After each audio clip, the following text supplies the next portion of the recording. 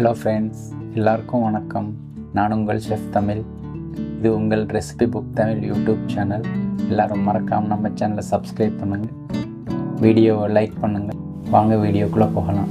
நம்ம இன்றைக்கி பார்க்க போகிற வீடியோ தக்காளி சாதங்க எப்படி பண்ணுறேன்னு பார்ப்போம். ஒரு 2 டேபிள் ஸ்பூன் எண்ணெய் சேர்த்துக்கலாம். தீயை மீடியம் ஃப்ளேமில் வச்சுருக்கேன். கொஞ்சம் கடுகு சேர்த்துக்கலாம். பூண்டு தோலை உரித்து ஸ்லைஸாக சின்னதாக கட் பண்ணி வச்சுருக்கேன், அதையும் சேர்த்துக்கலாம்.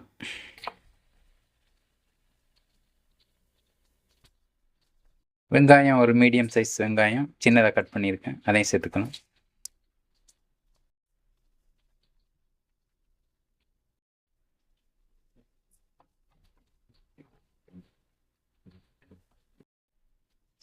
தேவையான அளவு உப்பு சேர்த்துக்கலாங்க, டக்குன்னு வெங்காயம் வேகிறதுக்காக.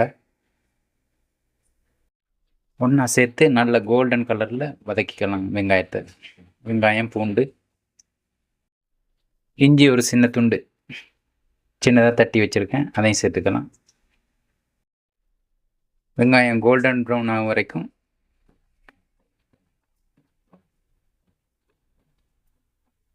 கொஞ்சம் வதக்குறேன்.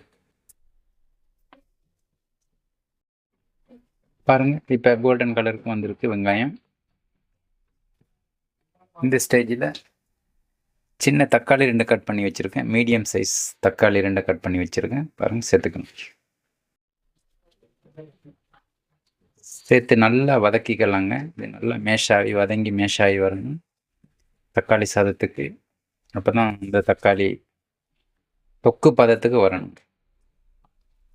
இப்போ தான் அந்த சாதம் ரொம்ப சுவையாக இருக்கும். பாருங்க தக்காளி நல்லா வதங்கி வருது. பச்சை மிளகாய் 2 பீஸு சேர்த்துக்கிறேன் கட் பண்ணி.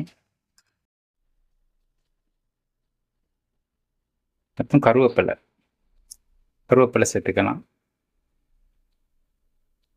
சேர்த்து இன்னும் கொஞ்சம் நல்லா மேஷ் ஆகும் வரைக்கும் இதை நல்லா வேக விடலாம்.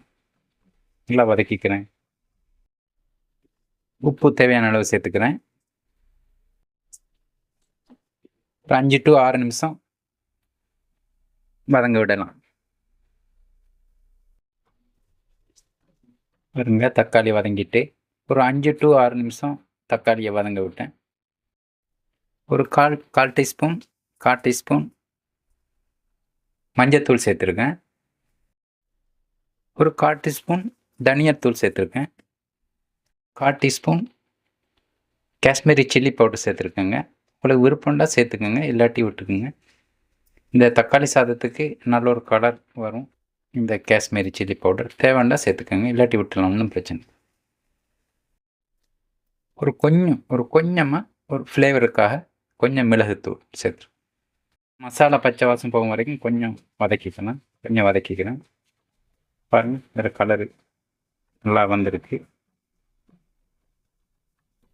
கொஞ்சம் வதக்கிட்டு அப்புறம் நம்ம ரைஸை சேர்த்துக்கணும். கொத்தமல்லி இலை கொஞ்சம் சேர்த்துக்கலாம். கொத்தமல்லி இலை சேர்த்துக்கிறேன்.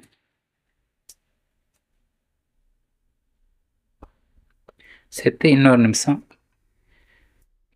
வதங்க விடலாம்.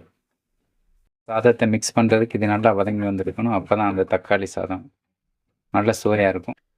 இப்போ நான் சாதம் வச்சுருக்கேன், ஒரு ஆளுக்கு சாப்பிடக்கூடிய சாதம் வச்சுருக்கேன். அதை அப்படியே இது சோனா மசூரி ரைஸில் பண்ண சாதம் அப்படியே சேர்த்துக்கலாம். இது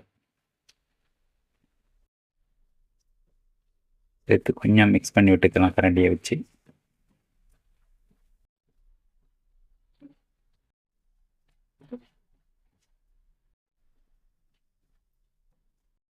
பாருங்கள், நீங்களே பாருங்கள் எப்படி இருக்குன்ட்டு.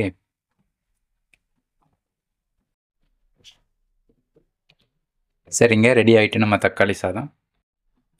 நான் ஒரு ஆளுக்கு தேவையான தக்காளி சாதம் செஞ்சுருக்கேன்.